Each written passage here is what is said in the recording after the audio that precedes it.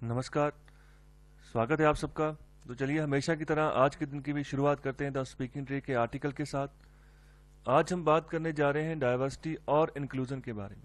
तो इस आर्टिकल को लिखा गया है उल्लास पागे जी के द्वारा।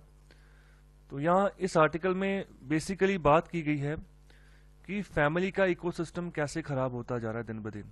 तो उसका रीज़न क्या है? उसका रीज़न है कि मोस्टली पीपल, अगर एक फैमिली की भी बात करें उसमें चाहे बुजुर्ग हैं चाहे बच्चे हैं, तो सभी जो है यहाँ पर घर में रहकर, एक ही फैमिली में भी रहकर, ठीक है, तो फैमिली से बाहर जी रहे हैं। कहने का मतलब मोबाइल फ़ोन सबके पास है, सोशल मीडिया सभी चलाते हैं और बाहर की दुनिया के साथ वो कनेक्टेड रहते हैं, एक घर के अंदर रहने के बावजूद भी। ओके, तो यहाँ पर जो डिजिटल एरा अभी आ रहा है, ज़्यादा से ज़्यादा जो लोग हैं यहाँ पर सोशल मीडिया से जुड़ते जा रहे हैं, मोबाइल प्लेटफॉर्म से जुड़ते जा रहे हैं। जिन बुजुर्गों को भी नहीं पता था कि मोबाइल क्या चीज़ है, आज वो भी जो है इंटरनेट डाल के और जो है वीडियोस देखते हैं। तो मतलब कि सबके लिए नई चीज़ है। ओके, बच्चे थोड़े यहाँ पर डेप्थ में इसकी नॉलेज रखते हैं, जो बुजुर्ग हैं या बड़े हैं जो घर के, उनको थोड़ी कम है। तो यहाँ पर आगे बात कर रहे हैं कि ये कनेक्टर तो हैं, लेकिन जो बाहर का वर्ल्ड है, फैमिली के भीतर रहते रहते बाहर के वर्ल्ड के साथ ज़्यादा एक्सपीरियंस रहते हैं, वहाँ उसके साथ कनेक्टेड रहते हैं। हालांकि ये जो प्रचलन दिन ब दिन बढ़ता जा रहा है, तो यहाँ पर जो फैमिली का इकोसिस्टम है ना, तो उसके लिए एक बड़ा चैलेंज खड़ा हो गया है यहाँ पर अगर एक फैमिली में सभी बैठे हैं तो हर एक के पास मोबाइल फ़ोन है। अगर कोई फैमिली किसी रिश्तेदार की यहाँ विजिट कर रही है, ठीक है, तो वहाँ पर भी जाके सभी मोबाइल फ़ोन खोल लेते हैं, सभी अपने अपने मोबाइल जो सोशल मीडिया की दुनिया उसमें खो जाते हैं। तो यहाँ पर जो फीलिंग है ना इंक्लूजन की, वही एक की ड्राइवर है। अगर फैमिली में खुशहालता लेकर आनी है, हैप्पीनेस लेकर आनी है, तो मतलब इंक्लूजन का मतलब होता है कि शामिल करना किसी चीज़ में। तो यहाँ पर आपस में अगर इकट्ठे रहेंगे तभी तो फीलिंग आएगी कि हाँ, हम जो है आपस में बात करके चल रहे हैं, जो भी मुद्दे हैं उसके ऊपर डिस्कशन करके चल रहे हैं, तो उसको हम कहते हैं कंप्लीट फैमिली है। तो अगर बात करें इंक्लूजन की और डाइवर्सिटी की, तो यहाँ पर इन दोनों में बहुत नज़दीकियाँ हैं। तो ये हमारे लिए बहुत ही एक इम्पोर्टेंस बात है, बहुत ग्रेट इंपॉर्टेंस रखती हैं हमारी लाइफ में। तो आगे बात करें, lack of in depth perspective in this domain can lead to potential disintegration of the family. तो इंक्लूजन और डाइवर्सिटी, अगर इसमें किसी भी तरह की आपको कमी महसूस होती है फैमिली के अंदर रहते हुए, तो फिर जो फैमिली में ना मतलब दरारें पड़नी शुरू हो जाती हैं, टूटना शुरू हो जाता है। ओके, डिसइंटीग्रेशन होना शुरू हो जाता है। तो इसमें इतना पोटेंशियल है, अगर इसको डाइवर्सिटी को और जो इंक्लूजन है इसको हम जो है साथ में लेकर नहीं चलते। सीधी सी बात है, रोज मोबाइल फोन करके खोल के बैठ जाओगे, आपस में बात ही नहीं होगी, तो दूरियां बढ़ती जाएंगी, तो फिर डिसइंटीग्रेशन का जो पल रहा है वो स्ट्रांग होता जाएगा। तो यहाँ पर इसको सॉल्व कर सकते हैं। यहाँ पर बात बोल रहे हैं कि एक स्पिरिचुअल अप्रोच लगा के हमें जो है मदद मिल सकती है कि इस इशू को हम एड्रेस कर सके सही तरीके से और पॉजिटिवली, मतलब पॉजिटिव माइंड होकर हम जो है इसका सोल्यूशन निकाल सकते हैं। तो यहाँ पर आगे बात कर रहे हैं कि जो इंक्लूजन है, जो हम एक दूसरे के साथ जो शमूलियत करते हैं, तो वो उन व्यवहारों को रेफर करती है जो ये इंश्योर करते हैं, जैसे ये फीलिंग आती है कि ये लोग अपने हैं, क्योंकि हम इन्हीं से बिलोंग करते हैं। ओके, तभी जो है शमूलियत होती है। जब आप कहीं पर भी जाते हो, ठीक है, अगर आपको लगता है कि ये इंसान मेरे इलाके का है, ठीक है, अगर कहीं दूर जाते हो तो शमूलियत अच्छे से बढ़नी शुरू हो जाती है, फीलिंग आ जाती है। ओके, तो यहाँ पर फैमिली की भी बात ऐसे ही है। सारी फैमिली इकट्ठे हो तो पता होता है हम एक दूसरे को बिलोंग करते हैं, तो फीलिंग आती है। लेकिन सोशल मीडिया में ज़्यादा गहराई में डूबने की वजह से ये फीलिंग को इग्नोर किया जा रहा है। आगे बात कर रहे हैं कि जो डाइवर्सिटी है, डाइवर्सिटी भारत में वैसे ही बहुत तरह की डाइवर्सिटी है। अगर बात करें कल्चर के मामले में भी, फूड के मामले में भी, तो यहाँ पर फैमिलीज के मामले में भी यहाँ पर डाइवर्सिटीज हैं, एक दूसरे से अलग लोग हैं। ओके, तो मतलब कोई किसी रिलीजन को बिलोंग करता है, किसी के कपड़े पहनने का ढंग कोई और है। ओके, तो यहाँ पर अलग अलग यूनिकनेस जो है यहाँ पर देखने को मिलती है। तो यहाँ पर ये जो भी डिफरेंस आता है, ओके, जो भी आप टेंडेंसीज यहाँ पर देखते हैं, ये रिजल्ट होता है जो हमारे अंदर इच्छाएं पैदा होती हैं। ओके, मतलब ढेर सारी इच्छाएं पैदा होती हैं, वासनाएं पैदा होती हैं। वासनाएं हम बोलते हैं जैसे ये काम, क्रोध, लोभ, मोह, अहंकार, इनको हम वासनाएं बोलते हैं। ओके, तो ये क्यों पैदा होती हैं? ये हमारे जो पिछले कर्म है, ओके, जो पिछले कर्म थे, उन्हीं का रिजल्ट जो है आज हम जो है भुगत रहे हैं। तो उनका जो है जो उपज है, ठीक है, वो इम्पैक्ट करती है ये सब चीज़ों को, जितनी भी इच्छाएं जो अंदर उत्पन्न होती हैं, जितनी भी वासनाएं उत्पन्न होती हैं। तो यहाँ पर ये सब चीज़ें कंट्रीब्यूट करती हैं हमारी जो सूक्ष्म पर्सनैलिटी है उसके ऊपर। तो यहाँ पर आगे बात कर रहे हैं, अगर हम बात करते हैं सूक्ष्म और अस्थूल, दो चीज़ें होती हैं, हम बॉडी के रिलेटेड इस वर्ड को यूज़ करते हैं बेसिकली। एक बोलते हैं हम सूक्ष्म शरीर जो दिखता नहीं है, एक होता है अस्थूल शरीर जो दिखता है, जो हमारी बॉडी है, अस्थूल शरीर बोलते हैं उसको। अगर बात करें सूक्ष्म शरीर की, वो भी होता है, लेकिन अगर उसके रिगार्डिंग हम लेक्चर को एक्सटेंड करते हैं, ठीक है, जहाँ पर उसके रिगार्डिंग हम चर्चा करते हैं, तो वो एक इनविजिबल है, इंटेंजिबल है और इम्परसेप्टिबल है, इनपरसेप्टिबल है। ओके, तो इसका मतलब क्या है? तो इंटेंजिबल का मतलब है अमूर्त। अमूर्त कहने का मतलब है जिसकी कोई मूर्त नहीं है, जिसकी कोई आप शेप नहीं बना सकते। जैसे एक इंसान के बारे में एक बार उसका फेस देख लेते तो याद रहता है, तो वैसे उसका कोई फेस ही नहीं है, जो यहाँ पर सूक्ष्म की जो अवस्था है। आगे बोल रहे इम्परसेप्टिबल कहने का मतलब वहां पर आप पहुंच भी नहीं सकते, आप पहुंचे मतलब आप पहुंच भी नहीं सकते कि आप कहाँ पर रहता है वो। तो ये ऐसी अवस्था होती है सूक्ष्म की। तो यहाँ पर बहुत टफ होता है, ओके, कि आप जो है बिहेवियर चेंजेस लेकर आ जाओ किसी पर्सन में, जैसे वो जीवन जी रहा है उसी हिसाब से हमें उसको एक्सेप्ट करना होता है। तो यहाँ पर जितने भी हमारे नियर और डियर वंस हैं, ओके, तो ये हमारी सियानत होगी, अगर हम जैसे भी वो काम कर रहे हैं हम उनको एक्सेप्ट करें, उनके साथ काम करें, ये ना सोचें कि वो कैसा है, ठीक है, क्या मैं उससे बात करूं या ना करूं। ओके, तो यहाँ पर फैमिलीज के ऊपर भी ये बात ठीक बैठती है। अगर बाहर किसी के साथ हम विचर रहे हैं, ओके, तो उसके वहां पर भी ये बात ठीक बैठती है। तो यहाँ पर हमें उनसे लड़ना नहीं है, यहाँ पर ये बात बोली जा रही है, हम लड़ेंगे नहीं, हम जो भी है हम उनको रिस्पेक्ट देंगे, उनके जो व्यूज है वो भी सुनेंगे, एक्सेप्ट करेंगे और आगे बढ़ेंगे। और यहाँ पर सबसे आसान बात यहाँ पर बोल रहे हैं, this is easier said that then done because of our ego unless we skip the E and let it go. So देखो, ईगो को यहाँ पर तोड़कर दो शब्द बनाए हैं, ई और गो, मतलब छोड़ दो, जो ईगो है उसको एलिमिनेट करो, आगे बढ़ो। ओके, तो यहाँ पर बहुत अच्छी बात है, ये हमारे पुराने कर्म होते हैं जो हमें आगे नहीं बढ़ने देते, जिसकी वजह से ऐसा होता है। इसीलिए बात बोली जाती है कि स्पिरिचुअलिटी के मार्ग के ऊपर बढ़ते रहिए। बहुत सारी कठिनाइयाँ आती हैं, बहुत सारा बिहेवियरल चेंज आता है, तो वो ही तपस्या है, वो भी एक तपस्या है। जिंदगी का एक्चुअल गोल यही है कि अपने आप को साधना है। ओके, अपने आप को साधा तभी जा सकता है जब गोल के ऊपर निगाहें टिकी रहेंगी, आगे बढ़ते जाएंगे। यहाँ पर आखिर में बात बोल रहे हैं कि डाइवर्सिटी और इंक्लूजन। यहाँ पर जो आखिर में यहाँ पर रिजल्ट निकलता यही है कि एक दूसरे की जो यूनिकनेस है ना, उसको आप गले लगाओ। ओके, रिस्पेक्ट दो दूसरे के व्यूज को, चॉइसेस को। ओके, वहां पर अच्छी भावना रखो। ओके, वहां पर एक अच्छी एम्पैथी रखो, अच्छा कंपैशन रखो। एम्पैथी का मतलब होता है हमदर्दी और कंपैशन का मतलब होता है तरस। आखिर में बात करें कि जैसे गांधी जी ने कहा था कि our ability to reach unity in diversity will be the beauty and the test of our civilisation. तो यहाँ पर जितनी हमारी काबिलियत होगी कि कैसे हम जो है यहाँ पर डाइवर्सिटी में यहाँ पर यूनिटी को पैदा करें, वहां तक पहुंचे, वही जो है हमारे सिविलाइजेशन का टेस्ट होगा, वही हमारी सिविलाइजेशन की ब्यूटी होगी। तो यहाँ पर बहुत इंपॉर्टेंट है, हमारी civilisation one of the oldest civilisation है। तो यहाँ पर हम जो भी करते हैं तो उसका इम्पैक्ट काफी दूर तक जाता है। ओके, तो यहाँ पर बेसिकली बात यही है, इंक्लूजन कैसे बढ़ाना है, आपस में कैसे रहना है। तो यहाँ पर जो सोशल मीडिया है उसका भी एक टाइमिंग रखिए। टाइमिंग कहने का मतलब कि कब से कब फोन यूज करना है, जो सोशल मीडिया पे अगर आपने बैठना है तो कब बैठना है। तो यहाँ पर जो टाइम है ना, फैमिली के लिए भी यहाँ पर निकालना होगा, उनके लिए भी काम कीजिए, घर के काम कीजिए, फैमिली को जो भी आप सपोर्ट चाहिए वो सपोर्ट प्रोवाइड कीजिए। और साथ ही साथ सोशल मीडिया से जुड़ना ठीक है, लेकिन उसकी टाइमिंग रखें, कितने टाइम तक हमने यहाँ पर बैठना है। तो यहाँ पर सही रहेगा हमारी हेल्थ के लिए भी, आंखों के लिए भी, अगर हम अच्छे तरीके से अपनी बॉडी की केयर करके चलते हैं और साथ ही साथ जो फैमिली है उसको भी साथ में हम यहाँ पर शामिल करते हैं अपने जीवन में। तो इस आर्टिकल में हम बात करने जा रहे हैं चाइना का जो रिस्पॉन्स है और इंडिया की जो आने वाले समय में स्ट्रेटेजी होनी चाहिए, यूएस का यहाँ पर क्या रोल होना चाहिए। तो इन सब चीज़ों के बारे में यहाँ पर डिस्कशन की गई है। तो फिलहाल स्टार्टिंग कर रहे हैं इस लेक्चर की। तो यहाँ पर लद्दाख वाले फ्रंट में, हमारा जो नॉर्दर्न फ्रंट है, लद्दाख वाला जो बॉर्डर है चाइना के साथ, तो वहाँ पर अभी विंटर आ गए हैं, सर्दी आ गई, तो बर्फ पड़नी शुरू हो गई है। तो वहाँ पर सरवाइव करना बहुत ही मुश्किल होता है, टफ होता है। जो हमारी आर्म्ड फोर्सेज होती हैं, चाहे हमारी हो चाहे चाइना की हो, तो क्या होता है कि इन दिनों में दोनों तरफ से जो फोर्सेस हैं, जहां जहां पर भी यहाँ पर बॉर्डर है लद्दाख के साथ, वहां पर वो पीछे हट जाती हैं। ओके, तो यहाँ पर बेसिकली बात कर रहे हैं कि अभी क्या हो रहा है, अभी डिसएंगेजमेंट टॉक्स चल रही हैं इंडिया और चाइना के बीच में। तो यहाँ पर जो बीजिंग है, जो चाइना है, वो अपनी डिमांड पर जो है ना वहां पर रुक गया है।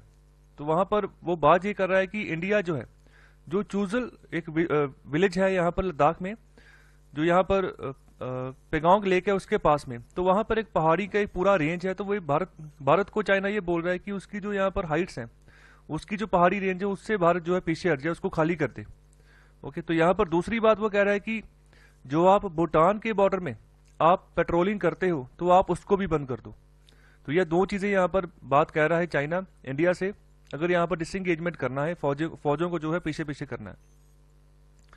तो यहाँ पर अगर भारत की बात करें तो इंडिया ऐसा नहीं कर सकता है। तो यहाँ पर ये बहुत इंपॉर्टेंट बात है इंडिया की अपनी सिक्योरिटी के लिए भी और पूरे संसार की सिक्योरिटी के लिए भी। ओके, तो यहाँ पर कैसे पूरे वर्ल्ड की सिक्योरिटी की बात आ जाएगी, तो इसको स्टार्ट करता हूँ मैं। जैसे यहाँ पर भूटान की बात कर रहे हैं, तो यहाँ पर कह रहे हैं भूटान के साथ हमारा एक एग्रीमेंट है। तो भूटान के साथ जो एग्रीमेंट है उसके तहत ऐसा है कि अगर भूटान की सिक्योरिटी के ऊपर कोई भी यहाँ पर प्रॉब्लम होती है, तो यहाँ पर इंडिया उसकी मदद करेगा। तो इंडिया 2017 में इंडिया आगे गया। तो यहाँ पर डोकलाम इशू था, डोकलाम प्लेटू था एक भूटान का। तो वहां पर चाइना कह रहा था कि वो मेरा एरिया है, मेरी टेरिटरी है। तो वहां पर उसके आसपास उसने सड़कें बनानी शुरू कर दी। तो अभी फिर इंडियन फोर्सेस वहां पर लग गई और उन्होंने यहाँ पर विरोध कर दिया। तो तभी वहां पर भी स्टैंड ऑफ चला 1.5-2 महीने तक। फिर बाद में वहां पर टॉक्स हुई और जो फोर्सेस थी वो पीछे हटी। तो यहाँ पर दूसरा रीजन ये भी था कि भारत की फोर्सेस वहां पर क्यों लगी, क्योंकि वहां पर एक जगह पड़ती है चिकन नेक। ये चिकन नेक क्या है, भारत की सिक्योरिटी कैसे खतरे में आ सकती है अगर हम भूटान को सपोर्ट ना करें। तो और ये चोसूल जो हाइट्स हैं, ये कहां पर पड़ती हैं, इसको मैं आपको मैप में दिखाता हूं। पहले थोड़ी सी बात कर लेते हैं यहाँ पर आर्टिकल्स की। आगे यहाँ पर बात कर रहे हैं कि जो ग्लोबल पावर्स हैं, जैसे यूएस है, रशिया है, और भी जो ग्लोबल पावर्स हैं, यूके जैसे फ्रांस हो गया, तो इनको यहाँ पर सोचना होगा, इनको याद दिलाना चाहिए कि अगर भारत चाइना के प्रेशर में आ जाता तो आज जो बीजिंग है वो एशिया से भी काफी आगे अपने जो एक्सपेंशन है वो कर लेता। ओके, और काफी जगह जो अपना कब्जा वो जमा लेता अगर भारत उसके प्रेशर में आगे काम करता। तो यहाँ पर जो यूएस के अभी प्रेसिडेंट इलेक्ट हुए हैं, तो जो प्रेसिडेंट की शपथ लेंगे जनवरी महीने, जो बाइडेन, तो वहां पर उनको ये एक रणनीति बनानी होगी कि कैसे चाइना को वो टैकल करें, कैसे इंडिया का जो रोल है उसको रिकॉग्नाइज करें कि इंडिया एक बहुत अहम रोल अदा कर सकता है चाइना को टैकल करने के लिए। तो आगे बात कर रहे हैं जो प्रेसिडेंट डोनाल्ड ट्रंप है, तो उन्होंने यहाँ पर चाइना को कैसे टैकल किया। उन्होंने सिंपल क्या किया, वहां पर सिर्फ और सिर्फ ट्रेड वॉर शुरू कर दी। मतलब ट्रेड के रिगार्डिंग वहां पर इंपोर्ट ड्यूटी लगानी शुरू कर दी कि जो चाइना का माल यूएस में आएगा, इंपोर्ट ड्यूटी लगाने के बाद वो महंगा हो जाएगा, वो बिकेगा नहीं, वैसे ही डंप पड़ा रहेगा यूएस में और चाइना को नुकसान होगा। तो यहाँ पर इस फ्रंट पे तो उन्होंने काम किया, लेकिन साथ ही साथ दूसरा फ्रंट उन्होंने क्या कहा कि मैं अमेरिका फर्स्ट की पॉलिसी लेकर चलूंगा, तो अमेरिका के ऊपर पहले काम करूंगा। तो जिससे ये हुआ कि जो ग्लोबल लीडरशिप थी यूएस की, ठीक है, वो पीछे, उससे पीछे हट गए डोनाल्ड ट्रंप, और जो रिस्पॉन्सिबिलिटी थी यूएस की पूरे वर्ल्ड के प्रति, फिर उसको वो जगह खाली होगी। तो वहां पर रूम देखकर बीजिंग वहां पर आ गया। ओके, तो वहां पर जहां जहां यूएस अपना रोल अदा करता था, वहां वहां बीजिंग आ गया, वहां वहां चाइना आ गया, और उसने जो है यहाँ पर सपोर्ट देनी शुरू कर दी। जो बाकी डेवलपिंग कंट्रीज थी उनको यहाँ पर डेट देना शुरू कर दिया, वहां पर फंडिंग करनी शुरू कर दी, अलग अलग अफ्रीकन कंट्रीज में भी प्रोजेक्ट चलाने शुरू कर दिए। तो इस तरीके से चाइना जो है अमेरिका को भी यहाँ पर टक्कर दे रहा है। आगे यहाँ पर बाइडेन एडमिनिस्ट्रेशन की बात कर रहे हैं कि वो अभी जब दोबारा ऑफिस में आएंगे, जो यूएस प्रेसिडेंट ऑफिस है वहां पर जब बैठेंगे, तो अपनी उनकी जो लीडरशिप है उसको दोबारा से एक बार देखेंगे कि कहां पर खामियां हैं। उनको चाइना के खिलाफ एक स्ट्रेटेजी बनानी होगी, और साथ ही साथ यहाँ पर यह भी देखना होगा कि जो अपने पार्टनर्स हैं यूएस की, जो उसके अलाइज हैं, उनको और स्ट्रांग करना होगा। और तभी जो है एक लिबरल वर्ल्ड ऑर्डर जो है बन सकता है आने वाले समय में। अगर चाइना को ऐसे खुला छोड़ दिया तो वो जो है जैसे साउथ चाइना सीम में अपनी दादागिरी दिखाता है, तो वैसे जहां जहां भी उसका बॉर्डर है वहां वहां वो सभी देशों को तंग करेगा।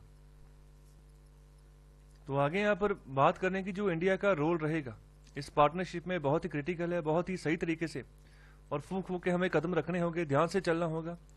पहली बात तो यहाँ पर जो डिस्प्यूट है, पहली बात तो ये कि जितनी भी चाइना के साथ हमारी बाउंड्री है, सब जगह जो यहाँ पर जो कोई ना कोई डिस्प्यूट निकल कर आ जाता है। ओके, तो यहाँ पर बहुत सारी टेरिटरी हमारी ऐसी है जहाँ पर चाइना ने इलीगल और अनलॉफुल तरीके से यहाँ पर कब्जा कर रखा है। ओके, तो यहाँ पर अगर मैं बात करूँ लद्दाख का भी जो यहाँ पर काफ़ी बड़ा रीजन है। ओके, तो यहाँ पर अक्साई चीन का जो एरिया बोलते हैं वहाँ पर भी चाइना का ही कब्जा है। तो अरुणाचल के भी जो नॉर्दर्न फ्रंट के एरिया से वहाँ पर चाइना का कब्जा है। तो यहाँ पर चाइना और एक्सपेंशन जो है यहाँ पर करता जा रहा है। तो ये आज का नहीं है, काफ़ी लंबे समय से ये कब्जा यहाँ पर जमाए रखा है। तो वैसे जो इंडिया का पहले बॉर्डर था तिब्बत के साथ था, जब ये पूरा का पूरा फ्रंट तिब्बत था तब इंडिया का कोई भी यहाँ पर डिस्प्यूट नहीं था। जब ये कब्जा कर लिया तिब्बत के ऊपर चाइना ने, तब से यहाँ पर बॉर्डर डिस्प्यूट हो गए। और चाइना कह रहा है कि जहाँ जहाँ भारत की टेरिटरी आती है तो वहाँ पर अपनी जो है यहाँ पर दादागिरी दिखाता है। कई जगह पर यहाँ पर उसने कब्जे कर लिए हैं और कई जगह पर यहाँ पर क्लेम करता है कि मेरा है। ओके, आगे यहाँ पर बात कर रहे हैं जो चाइना की एग्रेशन है साउथ चाइना सी में, वहाँ वो भी जो है दादागिरी दिखाता है। जो वियतनाम, फिलीपींस, इंडोनेशिया, मलेशिया, बर्नुई, जो ये कंट्रीज हैं, तो इनको भी यहाँ पर दिखाता है कि जितने भी यहाँ पर मोस्टली आइलैंड्स हैं साउथ चाइना सी वो मेरे हैं। तो यहाँ पर अगर किसी देश के आइलैंड है तो वहाँ पर उसको भी धमकाता है, उसको पीछे हटने को बोलता है। तो ये वहाँ पर भी डिस्प्यूट रहता है साउथ चाइना सी। इसके अलावा ये डिप्लोमेटिक सपोर्ट देते हैं पाकिस्तान को कि टेरर को यूज करो इंडिया के खिलाफ। ओके, तो यहाँ पर इसकी इकोनॉमी को आप खराब करो। और अफगानिस्तान में भी ऐसा ही करते हैं कि अफगानिस्तान में भी मतलब जो स्टेबिलिटी कभी ना आए, अगर वहां पर स्टेबिलिटी आती है तो पूरे रीजन में स्टेबिलिटी हो जाएगी। तो ये भी चाहता है चाइना की वहां पर स्टेबिलिटी ना हो। तो यहाँ पर इंडिया के लिए बहुत सारे यहाँ पर रीजन है कि वो बीजिंग को यहाँ पर फेस करे। वहां पर इंडिया ही है जो इसको टैकल कर सकता है, टक्कर दे सकता है। तो यहाँ पर इंडिया बहुत बढ़िया कर रहा है। जैसे यहाँ पर पार्टनरशिप बनाई है यूएस के साथ, जापान, ऑस्ट्रेलिया के साथ, जिसको हम क्वाड भी बोलते हैं। इन चारों का एक ग्रुप है जिसको हम क्वाड बोलते हैं, तो इंपॉर्टेंट है। आगे यहाँ पर बात कर रहे हैं, चाइना एक और स्ट्रेटेजी अपनाकर चल रहा है कि जो आसपास के छोटे कंट्रीज हैं उनको जो है आप कर्जा देते हो। ओके, डेट देते जाओ। अगर वो डेट नहीं चुका पाए तो उनकी टेरिटरी को लीज पे ले लो, धीरे धीरे कब्जा कर लो। तो आगे यहाँ पर फॉर एग्जांपल मैं श्रीलंका की बात करूं तो यहाँ पर भी चाइना ने, जो श्रीलंका की सरकार थी, उन्होंने चाइना से अपनी जीडीपी के 3 गुना जाकर लोन लिया और हम्बनटोटा के एरिया में एयरपोर्ट्स बनाए, सड़कें बनाई, शिप पोर्ट्स बनाए। और शिप पोर्ट्स बनाने का रीजन ये था कि मलक्का स्ट्रेट से जब इंडियन ओशन की तरफ कोई भी शिप आएगा तो यहाँ पर ठहर के जाएंगे। तो कोई शिप आया ही नहीं जब ये पोर्ट तैयार हो गया। वैसे का वैसे ही मतलब बहुत कम गिनती के शिप्स आए और जितना कर्जा लिया था उस हिसाब से रेवेन्यू जनरेट नहीं हुआ। तो फिर बाद में श्रीलंका को 99 ईयर्स के लिए उसको लीज पर देना पड़ा चाइना को। तो ऐसे ही चाइना आसपास की जितनी भी कंट्रीज है, बांग्लादेश को भी ऐसे फंसाने की कोशिश करे, लेकिन बांग्लादेश थोड़ा सा इसको इग्नोर करके चल रहा है। तो म्यांमार में भी यहाँ पर प्रोजेक्ट चला रहा है। उसके अलावा जो डिजिबोटी है, एथोपिया है, तो इन सब रीजन में भी यहाँ पर चाइना के प्रोजेक्ट्स हैं। तो यहाँ पर चाइना मिलिट्री बेसिस भी अपने बनाते जा रहा है। डिजिबोटी में उसने अपना मिलिट्री बेस बनाया है। ओके, तो यहाँ पर भारत के बिल्कुल पास ही में वो आकर अपना मिलिट्री बेस बनाकर बैठा है। तो भारत को यहाँ पर चारों तरफ से वो घेर रहा है। पाकिस्तान को भी यहाँ पर फंसा रहा है डेट ट्रैप के अंदर। वहाँ पर चाइना पाकिस्तान इकोनॉमिक कॉरिडोर चल रहा है, तो वहाँ पर भी लोन दिया हुआ है उसने पाकिस्तान को कि वहाँ पर अपने सड़कें बनाओ, हाईवेज बनाओ और ग्वादर पोर्ट जो है वहाँ तक हम जोड़ेंगे, जो चाइना का जिनजियांग स्टेट है और जो यहाँ पर पाकिस्तान का पंजाब और सिंध स्टेट है उसको। आगे यहाँ पर बात कर रहे हैं कि यहाँ पर जिन जिन कंट्रीज को ये फंसा रहे हैं ना, तो यहाँ पर क्वेड को आगे आना चाहिए, यूरोपियन यूनियन को आना चाहिए और ब्रिटेन इसको भी आगे आना चाहिए कि ये फाइनेंशियल पूल जो है ओके वो जो है प्रोवाइड करे, जो यहाँ पर चाइना की वजह से कर्जे में आ गए हैं और चाइना का प्रेशर कम करे उनके ऊपर। तो सेम टाइम यहाँ पर बात कर रहे हैं कि पूरा संसार इंडिया के साथ यहाँ पर उनको एंगेज होना होगा कि चाइना के साथ हम कैसे काम करें on the subjects like climate change and proliferation of dual use of technologies to make the world more secure. मतलब कि बहुत सारे एरियाज यहाँ पर है। डिजिटली अगर हम बात करें तो यूएस भी यहाँ पर हुआवे को बैन लगा चुका है कि ये सिक्योरिटी इश्यूज हैं। इंडिया भी बहुत सारी चाइनीज ऐप्स को यहाँ पर बैन लगा चुका है। परसों ही दोबारा 43 ऐप्स जो है उसके ऊपर बैन किया है इंडिया ने। तो सिक्योरिटी इश्यूज, तो हमें सिक्योरिटी को भी यहाँ पर मद्देनजर रख के चलना होगा। आगे बात कर रहे हैं कि जितना यहाँ पर इंडिया स्ट्रांग होगा उतना ही उसका आसपास का रीजन स्ट्रांग होगा और आने वाले समय में उतना ही लिबरल वर्ल्ड ऑर्डर जो है देखने को मिलेगा पूरे वर्ल्ड को। तो यहाँ पर पूरे आर्टिकल में यही बात बोली गई है कि अब यूएस के जो प्रेसिडेंट आएंगे ना, तो उनके ऊपर है वो कैसी स्ट्रेटेजी लेकर चलते हैं, कैसे चाइना को टैकल करते हैं, किस हिसाब से यहाँ पर जो है अप्रोच बनाते हैं, कैसे इंडिया का रोल अदा कर देखते हैं कि इंडिया का क्या रोल होगा।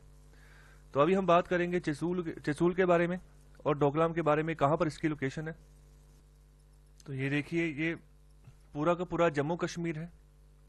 तो ये वाला जो रीजन है, यहाँ पर जो पूरा का पूरा एरिया है, ये इधर वाला साइड चाइना के पास है, और ये वाला पूरा का पूरा इधर से रीजन वेस्टर्न फ्रंट पे पाकिस्तान के पास है, बीच वाला इंडिया के पास है। तो ये है यहाँ पर चेसूल की पहाड़ियाँ, जहाँ पर लद्दाख स्टैंड ऑफ चल रहा है, और यहाँ पर बीजिंग बोल रहा है कि अगर डिसएंगेजमेंट करनी है, फौजों को पीछे हटाना है, तो यहाँ पर भारत इस जगह को छोड़ दे। तो ये जो है, जो लेक है ना, यहाँ पर सबसे इंपॉर्टेंट लेक है, ध्यान रखिएगा, इसका नाम है पेंगोंग टसो लेक। ओके, तो यहाँ पर इसके बिल्कुल नज़दीक के यहाँ पर पहाड़ियाँ हैं। ये पूरा का पूरा रेंज है चेसूल का। यहाँ पर एक गांव पड़ता है जिसका नाम है चेसूल, तो उसी के नाम पर जो है यहाँ पर इसको बोल रहे हैं कि यहाँ पर पीछे हट जाओ। तो यहाँ पर देखिए बॉर्डर कहाँ पर है और ये कहाँ पर है, तो ये रहा बॉर्डर। ओके, तो यहाँ पर इतना एरिया यहाँ पर इंडिया के पास है जो लेक का। ओके सॉरी, यहाँ पर भी कब्जा है। ओके, ये यहाँ पर इतने का यहाँ पर जो एरिया है, भारत क्लेम करता है कि ये हमारा है, लेकिन ये चाइना के कब्जे के अंदर है, एक्साई चीन का एरिया पड़ता है ये। तो यहाँ पर बॉर्डर आकर ठहर रहा है। इसको याद रखिएगा, ये है हेमिस नेशनल पार्क, इंपॉर्टेंट है, जम्मू कश्मीर में पड़ती है, इंपॉर्टेंट है, ध्यान रखिएगा। पार्क के रिगार्डिंग भी क्वेश्चन आ सकते हैं यहाँ पर। और यहाँ पर है भूटान। तो ये देखिए, ये वाला जो रीजन है ना, इधर ये बांग्लादेश आ गया, और ये वाला रीजन पूरा का पूरा है सिक्किम, इधर है नेपाल वाला बॉर्डर। तो ये सिलीगुड़ी कॉरिडोर बनता है, छोटा सा, यहाँ पर सिलीगुड़ी लिखा हुआ है, ये देखिए, ये छोटा सा सिलीगुड़ी कॉरिडोर है, जहां से भारत की जो टेरिटरी है ये कनेक्ट होती है जो हमारा नॉर्दर्न इंडिया है उसके साथ, जो नॉर्थ ईस्ट इंडिया है उसके साथ, सॉरी। ओके, तो यहाँ पर सिर्फ एक छोटी सी टेरिटरी है। तो यहाँ पर चाइना किसी समय भी यहाँ पर कब्जा कर सकता है, जिसकी वजह से भारत जो है यहाँ पर भूटान को सपोर्ट करता है, तो यहीं तक रोकने की कोशिश करता है कि यहाँ से चाइनीज फोर्सेस कभी आगे ना बढ़ पाए। अगर आगे बढ़ती हैं तो चिकन नेक उनसे ज्यादा दूर नहीं है, अगर ये रास्ता रुक गया तो पूरा का पूरा नॉर्थ ईस्ट इंडिया जो है डिस्कनेक्ट हो जाएगा भारत से। ओके, तो यहाँ पर ये इंपॉर्टेंट है भारत के लिए। तो यहाँ पर और भी स्ट्रेटेजी भारत बनाकर चल रहा है, यहाँ पर सीधे सीधे भी यहाँ पर रूट बना रहा है कि सीधे सीधे भी हम जो है अपने नॉर्थ ईस्ट इंडिया के साथ कनेक्ट हों। अगर ये भी फेल हो जाता है तो फिर भारत ने एक और यहाँ पर स्ट्रेटेजी अपनाई है, यहाँ पर कोलकाता से यहाँ पर स्पोर्ट से यहाँ पर शिप जाएंगे, यहाँ पर सितवे का एरिया, ये देखिए, ये म्यांमार की टेरिटरी है, यहाँ पर सितवे पोर्ट तक वो पहुंचेंगे, फिर यहाँ से रोड कनेक्ट होगा और सीधे जो है ये हमारा मिजोरम है, ये मिजोरम है। ओके, तो यहाँ पर हम एंटर कर जाएंगे। ये तीसरा रास्ता रखा है अपने। कहने का मतलब अप्रोच तो हमने रखी है, लेकिन फिर भी जो प्राइमरी लोकेशन वो यही है, जो हम यूज करते हैं वो ये वाला। यहाँ से रेलवे ट्रैक निकलते हैं, यहाँ से रोड्स निकलती हैं। अभी देखो डोकलाम, ये भूटान है, ये सिक्किम है, इन दोनों के बीच में पड़ती है ये टेरिटरी डोकलाम की। ये देखिए, जहां पर ये डॉटर लाइन आ जाए ना, तो यहां पर इसका मतलब वो डिस्प्यूटेड टेरिटरी है इन्हीं दो मुल्कों के बीच में। तो यहां पर एक चुंबी वैली भी पड़ती है, ध्यान रखिएगा। ओके, तो ये पूरा का पूरा एरिया है जहां पर चाइना बोलता है ये मेरा एरिया है, भूटान कहता है मेरा एरिया है, तो डिस्प्यूट रहता है आपस में।